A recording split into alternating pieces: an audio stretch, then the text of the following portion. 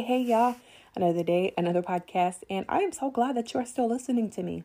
Last podcast was a little tough. I spent a good amount of my time crying, and I didn't intend to make you guys cry or cry myself, honestly. In the last podcast, it just so happened to be that way, but that will not be the case for this podcast. We're going to be a little bit more light. So on a lighter note, we're going to talk about toxic ships. Toxic ships. Y'all see how I got that out? I told y'all English ain't my first language, so sometimes I have to enunciate.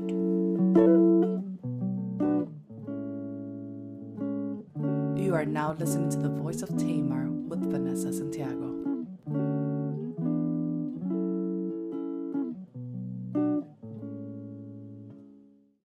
Back to last week's podcast. I appreciate everybody reaching out and just really acknowledging that they heard it and that they understand. And most of all, one of my friends reached out pretty early in the day. I appreciate her so much and just shared that it really opened her eyes to see things from a different perspective. And that was honestly the motive behind me sharing my brother and his life and some of the ways that he was really not supported in his healing process by way of however he decided to share what he had been through. So I appreciate you all for really listening to me and reaching out. And so back to this toxic ships. Friendships are super important to us. I feel like I'm going to talk about this all the time. And if it seems like I'm repeating topics over and over again, sometimes I think that we just need to repeat things over and over and over again. Why? Because one of the biggest issues with experiencing sexual assault is that you lack boundaries. And you know what? This is honestly really funny. The fact that I'm even talking about this right now, because not even an hour ago, a friend of mine was kind of giving me some feedback about areas in my own life where I need to reestablish some boundaries. And when I say toxic ships, we maybe probably go straight to friendships or even romantic relationships. But I want to touch not only on those two, but even your relationships with family members. So I've mentioned in the past that people are violated by family members or close family friends. And so it's very hard in ways to create boundaries because you have this idea of a family unit and that person might still be around and come around for the holidays. And how do you really create a boundary with that? One of the things that also pops up in my mind as I'm really processing this is that, you know, when you have been raped, especially at a very young age, the idea of affection, of love, of relationship is very perverted from the very beginning. And so how do you level set yourself? How do you teach yourself to be in normal relationships, whether platonic or romantic, or even family relationships, when from the very beginning it has been so distorted? And so I hope that as I kind of go through this podcast, you'll gain a better understanding or even identify areas in your own life where you have not had the boundaries that you needed to have. I always say that you really don't need permission or have to explain yourself for why you don't want to be around your offender. I have seen family members shame people because they don't want to be around uncle, cousin, sister, auntie, father, mother, so-and-so after they had violated them. Like, they just want to sweep everything under the rug and they don't want to have to be picky about who they invite to certain things. And you know what? Those are the moments where you decide that you ain't going, because I don't have to subject myself to triggering my trauma because you don't want to be inconvenienced after my entire being has been violated by said person. When it comes to relationships of all kinds, building godly ones are super important, especially when you have decided that you're going to go through a healing journey. This is a time where you are very, very, very, very sensitive. And if I'm honest, in the past, when I have made decisions to heal, I feel like all the wrong people started to be around me, or I would attract just the wrong people. And it's just crazy. I mean, it literally happens like that every single time. And so when you have made the decision to heal, you have to be super intentional about the relationships that you have. Why is this? Well, because you're in a very vulnerable state, right? When people are getting surgery, spaces are sanitized. You just don't let anybody in the room. The point that I'm making is that when you're in a very vulnerable place, the last thing you want to do is bring someone around who's going to cause even more pain to a wound that's being exposed and cleaned out by God in the first place. And so it is so important for you to make sure that you are not around the people who even remind you of being hurt. Now, there are moments where you really, really, really want to test the relationships around you, especially if you have been through a lot of really bad relationships, right? That's like one of the things that we tend to do when we have been raped or violated, is that we put our relationships to the test. So I'm not talking about the relationships in your life that have been healthy. Granted, another point to be made is that you might not even identify the fact that your relationships are unhealthy if you've never seen them. And so this is why prayer, this is where I insert Jesus, y'all. This is why prayer is super important, like to ask God to really align you with the right people. But if you are constantly feeling triggered, if you are constantly being taken advantage of, if you are constantly being gaslighted, whether in romantic or platonic or family member relationships, they are clearly not the ones that you need to be in a time where you decide to heal. My pastor, Pastor Melvin, preached this Sunday at Glory House International, shameless plug, about Joseph and how his brothers sold him off. Like, they sold him off, and that had to be a super hard thing. But what happened was that Joseph was apart for some time and, preparing for a famine. I'm not going to preach during this sermon, but I believe that during that time he had to heal so that he could come back and help his family the way that they would need to later on. And so in moments where you are trying to heal, you don't necessarily need to be in close relationship with people who are not going to help you along that process. Do it without apology. Codependent behaviors are something that you definitely need to stay away from too, right? And so the best example that I can give you is that I often, because y'all know I'm transparent, found myself in relationships where I was needed and that person needed to be taken care of, right? So for example, there was this guy, there was this guy, and he really liked to be hugged and cuddled and needed affection and words of affirmation. And that is one of my, I guess, like the love languages that I tend to give out. Like, I'm really big on giving words of affirmation, and I like to cuddle and all that other stuff. And so he would literally cling on to me for that. And I guess in ways like he just gave me attention. But the problem with that is, one, we did not have good boundaries. And two, we were both wounded and broken along the same avenue of violation, if I'm being honest.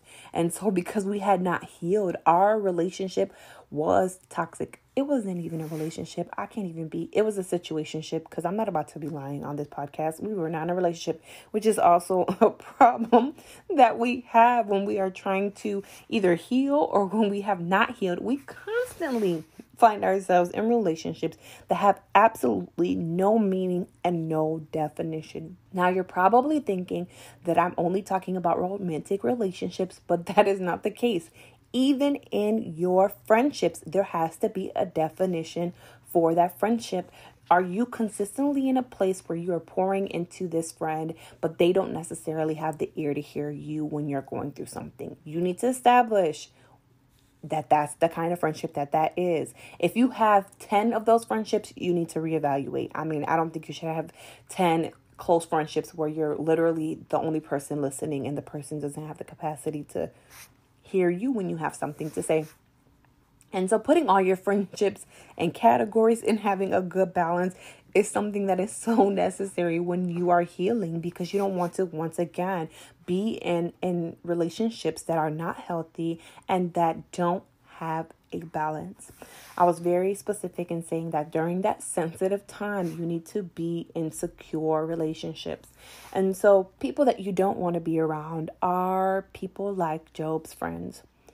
So in the book of Job was going through a moment where he was kind of really questioning himself, or he was just trying to stand in his faith, and his friends started calling him a foolish man. These are not the kind of friends that you need to have around you in moments where you are trying to heal. And so let me explain to you all what that kind of sounds like, right? So, for example, let's say you've been raped and your method of filling that void is to engage in sex with people that you are not married to, right? And so now, because you know that that's something that you need to break out of, you decide to go on a fast.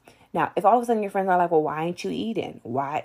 It don't take all that. Well, those are probably not the friends that you need to be around during this time, because they're not encouraging you to become the best version of yourself.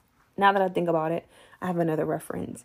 I had a friend. I really, really loved her. And when we first, we have whole matching tattoos. I think I referenced her one time. I love her from a distance, because we're not good for each other when we're close. And so, when I got saved, I started to not do certain things. Like, I didn't smoke weed anymore. I didn't drink anymore. You wouldn't find me at the club half naked, and I barely listened to music that wasn't gospel. Now, that was just my extreme, because I knew I needed to snatch myself out from my old lifestyle. She, on the other hand, not only did not understand it, but did not respect it, right? She was so used to the front that was broken and bound that now that I was establishing new habits to become a better version of myself, she really couldn't handle it. And so that's what I mean when I say that in moments like these, sensitive moments where you are trying to heal, you need to make sure that you're literally surrounding yourself by people who are going to encourage you to do what you need to do to be healed. Whatever it takes, as long as you are not in a position where you are isolating yourself or harming yourself. One of the things that often happens in relationships too, when you are trying to heal and people don't necessarily get it and they're not the most healthiest person for you to be around, is that you experience a lot of manipulation, right? So they'll be like, oh, we're going to go to the store, but then you find yourself at somebody's house where they're smoking, or just things, y'all, that wouldn't be a pitfall or a moment where you would slide back into who you used to be. And so it is foolish of us to think, because I thought this for a long time, that you can still be around people that remind you of your past and have not grown or evolved and stay strong. There are moments and times where you literally need to cut those situations off cold turkey until you are strong enough to be close. And not in close relationship, because once you've changed, you really can't go back to being super close with someone who doesn't live the life that you live. But you need to have some level of strength, and you have to be walking the new walk that you are on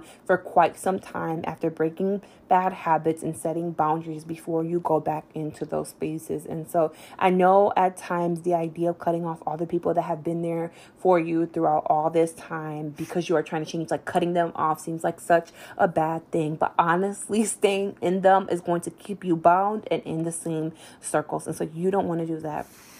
And so I think that one of the ways that you can really make sure that you are not in toxic relationships is that you, one, forgive yourself. And you're probably like, well, what do I need to forgive myself for? Well, there are moments where we are guilted into staying in bad relationships because of the way that that person showed up for you in moments where you were not feeling the best, when you were in need and they helped you to meet that need. Like, I can't tell you guys how many relationships I have stayed in, romantic or platonic, that I stayed in literally because I felt like I had to pay this debt of all the times that person was there for me. Like, I needed to be there for them too. And what it was literally a free pass for me to stay in cycles of just poor behavior, right? And so another thing that you have to do is not try to walk somebody out of something that you still have not figured out on your own, right? I would foolishly believe that I could be in relationship with someone who I knew had the same problem as me, and it was like the blind leading the blind. I felt foolish. And so one of the solutions to that is that you, one, let go of relationships that are not good for you, and two, ask God to send you covenant relationships. And you can find what a covenant relationship would look like when you read the book of Ruth, which is in the Bible. So Ruth and Naomi had a really good covenant relationship. They were very encouraging to one another. They were there for each other during a very hard time. Those are the kind of relationships that you want to be in. And reading the book Boundaries by Henry Townsend, which my friend Imani Hunter, who has a podcast called Purposely Transforming, also a shameless plug, was talking about boundaries today on an Instagram live that she did. And that's just another reminder to me that it is something that I have to read, because at times you have to literally reprogram your mind to have the right kind of boundaries. Or if not, you'll find yourself slipping right into foolish relationships, because what happens at times is we'll make new relationships, but it will be with the same kind of bad behavior, just in another person. And we don't have time for that. And asking God and the Holy Spirit for discernment on what relationships to go into is also something that is really super, super important. Like sometimes if you only feel drained and tired and negative and grouchy and wanting to make bad choices after leaving someone, like that's an indicator that you need to not be in close relationship with them, especially when you are going through a journey of healing. All right, so I'm wrapping this up now, but I think it's so important that we are in really good relationships. I was reading the book of James, and it talks about how a ship that is so big is literally steered by a propeller, and they use that rudder term to kind of compare it to the tongue, right? And how you respond and how you say and the people who speak into your life. And so if an entire ship can be sunk or moved by a simple propeller, you should be super intentional about the people that you allow in your immediate space and speak into your life. So a few book recommendations that I have for you guys today is Boundaries by Henry Townsend and Emotionally Healthy Spirituality by Peter Scazzaro. I have referenced those books before. They have gems in them. Honestly, every time I start to think about podcasting, I will reiterate a book that I've already shared because they are so good, and I want you guys to be reminded that these are books that have resources that can really pull you out of poor behavior patterns. And so I'm just going to pray now. Father, I just thank you for every person under the sound of my voice. I pray that during this podcast, they have been able to hear or maybe identify areas in their life where they've not necessarily been in relationships, whether romantic or platonic, that were healthy for them. I thank you that you give them the courage to separate from those relationships without guilt and without condemnation and without fear, so that you can begin to do the work on the inside of them. In the year of 2021, Lord, I know that you don't desire for us to be walking around with people or in relationships with people who will weigh us down and not allow us to walk into our full healing. And so I thank you that we would have the courage to walk away from those relationships, that we would not feel like there has to be an announcement, but that we would little by little just begin to pull away so that we can spend time with you and ask you to really help us evaluate the people that we allow into our spaces so that we could discern and not find ourselves in continual cycles of poor behaviors because of a lack of understanding that those relationships are toxic, Lord. And I just pray that you would begin to align us with people like Ruth and Naomi who have the capacity to handle us in a season where we are so vulnerable, Lord. Ruth had lost her husband and she still decided to stay with Naomi. And although they were both grieving, they had your heart in mind, your plan in mind, your strategy in mind, and they were able to advance and flourish and live in abundance even though they were healing, Lord. And so I thank you that you would align every person under the sound of my voice with relationships like those that would draw closer to you, that would redirect us back to you in moments where we are frustrated and we feel like giving up, God. And I even thank you that you would align us with the right therapist, because those are relationships too, y'all. That you would align us with the right therapist that would have the capacity to navigate us through these hard and places that need to be healed. We bless you, Father, and we thank you in the mighty name of Jesus. Amen. My dad says amen for a really long time, so amen. I thank you all for listening to me. I thank you all for taking the time to just listen to my podcast every single week and even giving me feedback. If you could do me a huge favor, though, after you are done listening to this podcast, please rate this podcast and put a comment under it. It really helps with the algorithms, and I would love for more people to be able to hear not only my story, but understand that there is life after trauma. I hope that you guys have a blessed Sunday.